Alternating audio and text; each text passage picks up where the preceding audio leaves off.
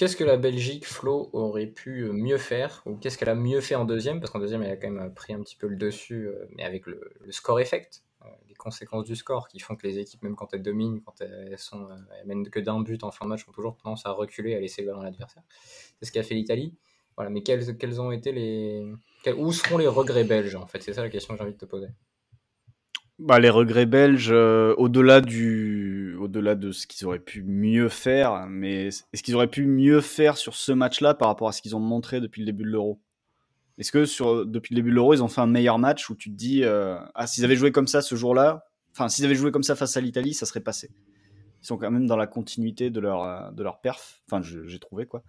Mais après, ils auront des regrets forcément. Enfin, tu prends les deux actions développées côté gauche et qui finissent par des centres au deuxième poteau avec le sauvetage de Spinazzola. Et la suivante, je crois que c'est Hazard qui arrive en retard ou trop tôt ou je sais plus trop là. Il arrive trop Sur tôt, la en fait, deuxième. parce que ouais, Ouais, c'est ça. Lukaku arrive dans le bon timing, mais elle est déviée, et en fait, Hazard est déjà au poteau, en train de limite de se prendre la tête dans le poteau quand le ballon arrive au deuxième. Mais voilà, après, c'est difficile par rapport à ce qu'ils ont fait avant, et Christophe l'a bien énuméré tout à l'heure, de se dire, ils sont passés à côté sur ce match. Tu vois ce que je veux dire? Ils étaient Ils juste sont moins pas. forts. Bah, je pense, ouais. Je sais pas ce que vous en pensez, mais J'ai l'impression quand même qu'il y avait j'ai un du truc mal. à faire sur les transitions, par exemple, tu vois, qu'il y avait un truc qui a marché en début de match, où c'était quand tu sentais que l'Italie dominait, mais que par contre, quand ils perdaient le ballon, c'était 3 contre 3 limite, et j'ai l'impression que ça a disparu au fil du match. Alors, peut-être que l'Italie s'est mieux protégée, s'est moins exposée dans certaines zones et a limité des pertes de balles, Je mais pense. tu vois, la zone De Bruyne-Jorginho, j'ai l'impression qu'elle aurait pu être mieux exploitée, quitte à mettre Doku encore plus à l'intérieur, tu vois, je sais pas, mais parce qu'ils Je explosaient à pense. chaque fois que De Bruyne arrivait à se retourner. Je pense que l'Italie a mieux géré ça après les deux alertes à la demi-heure. Et après, il y a aussi peut-être un truc très simple, c'est que tu vois, je disais tout à l'heure que les deux alertes que tu évoquais là sur les transitions, c'est 22e, 26e. Le but italien, le premier est à la 31e. Ouais. Peut-être que tu sors, ben voilà, tu as ces 5 minutes-là, mais derrière, l'Italie, à partir du moment où elle mène au score, elle va moins prendre de risques, elle va moins sortir peut-être à la perte déjà, et surtout moins s'exposer avec la balle.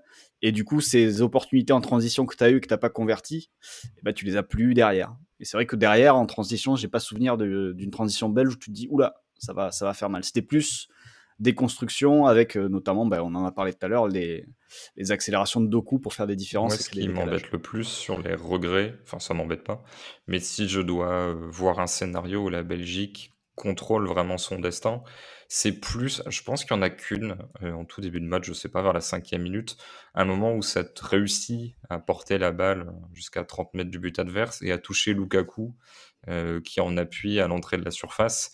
En gros, si tu arrives assez régulièrement dans cette zone-là et que tu peux servir Lukaku qui prend appui et qui peut jouer des 1 contre 1, là pour moi c'est une situation qui peut être intéressante. Le problème c'est d'arriver jusqu'à cette situation-là et je pense que le milieu belge n'était pas forcément équipé pour, t'avais pas forcément les sorties de balles pour, tes pistons sont pas non plus d'un niveau exceptionnel.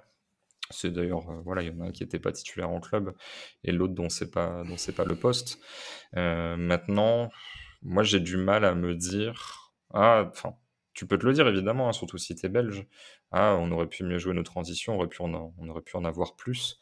Maintenant, à partir du moment où t'es autant coupé en deux, pour moi tes transitions elles dépendent juste de un peu du hasard en fait. Il y a une balle que tu vas réussir, pas Torgan, hein, le hasard avec un S. Donc, Ouais, Ah, je t'ai j'allais la vu faire. arriver avec ta tête de clown, mais en fait, faudrait peut-être que je revoie les actions et me dire ah tiens c'est à peu près la même construction, mais moi ça me donnait en caricaturant à peine l'impression de jouer la carotte, mais que si l'adversaire égare pas certains ballons, au final t'as pas l'opportunité de jouer ça en Ouais, fait. c'est C'est-à-dire ça. si l'Italie ne fait entre guillemets pas de bêtises, tu vas laisser tes trois mecs un peu dans le camp adverse et ils seront jamais servis parce que tu les auras coupés des partenaires quoi.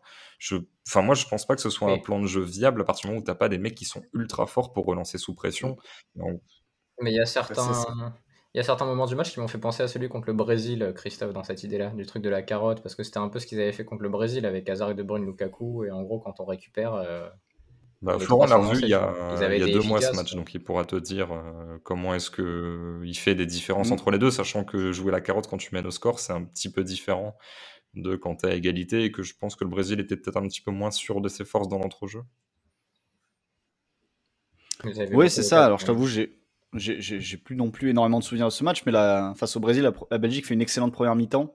Marque très vite sur un coup de pied arrêté dans mon souvenir, je crois. Je crois que c'est un CSC même de Fernandinho, il me semble, qui est pas verni dans le monde du football en Coupe du Monde, après avoir fait le 7-1.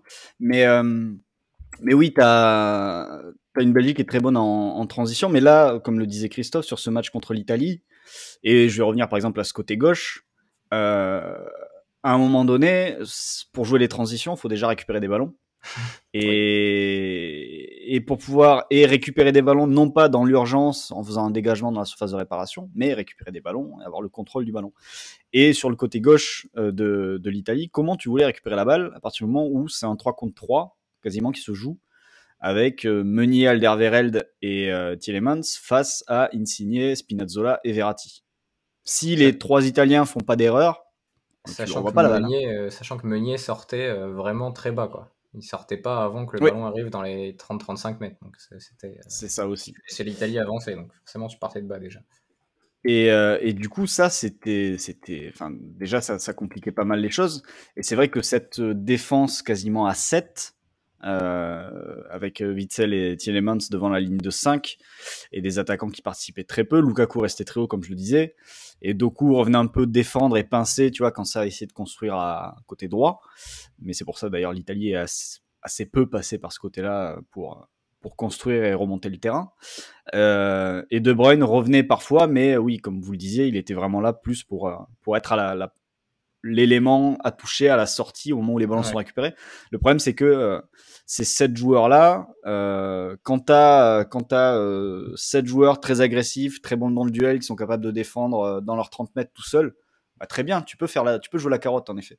Et c'est là que si on remonte en arrière, ce qu'avait fait Luis Enrique avec le Barça, avec un 4+3 qui finalement était très solide et concédait très peu, alors qu'ils étaient quand même que 7 à défendre, mais il y avait très peu d'espace entre les deux lignes et ils géraient très bien la surface. Bah là, ouais, les 3 de devant, tu peux les laisser en menace offensive. Là, avec ces 7-là, ça me paraît plus difficile quand même et un peu Et plus puis tu osé touchais dans l'idée. Iniesta, notamment quand tu dégageais le ballon, quand tu faisais ta première Pour interception. ressortir, ouais.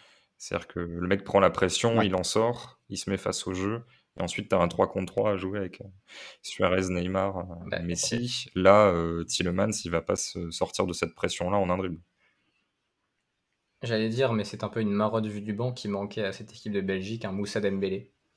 Moussa Dembélé, le milieu de terrain, qui aurait pu résister à Mm. cette pression, quelle que soit la situation, et en fait tenir le rôle que De Bruyne avait plus bas, et puis laisser De Bruyne jouer plus haut, et comme ça il n'y aurait pas eu Après, besoin qu'il soit dans cette ce- zone-là.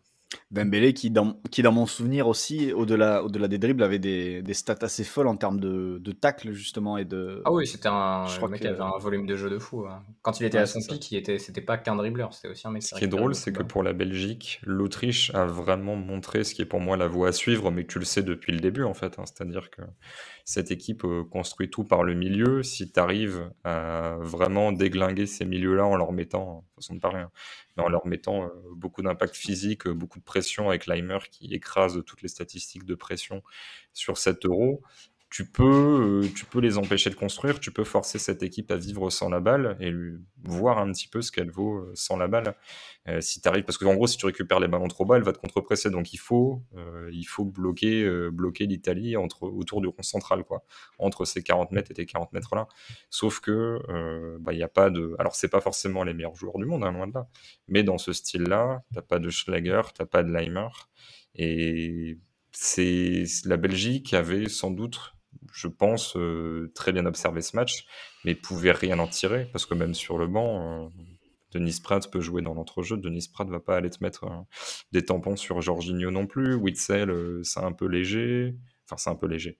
Ça peut être son truc, mais Bah, il revient d'une des deux pires voilà, c'est blessures d'un ça. Et footballeur. Donc, Tielemans, pour moi, c'est léger pour faire ça. Donc, c'est-à-dire que je fallait aller différemment de ce qu'a fait l'Autriche. Leur approche en était une, c'est-à-dire laisser venir et contrer.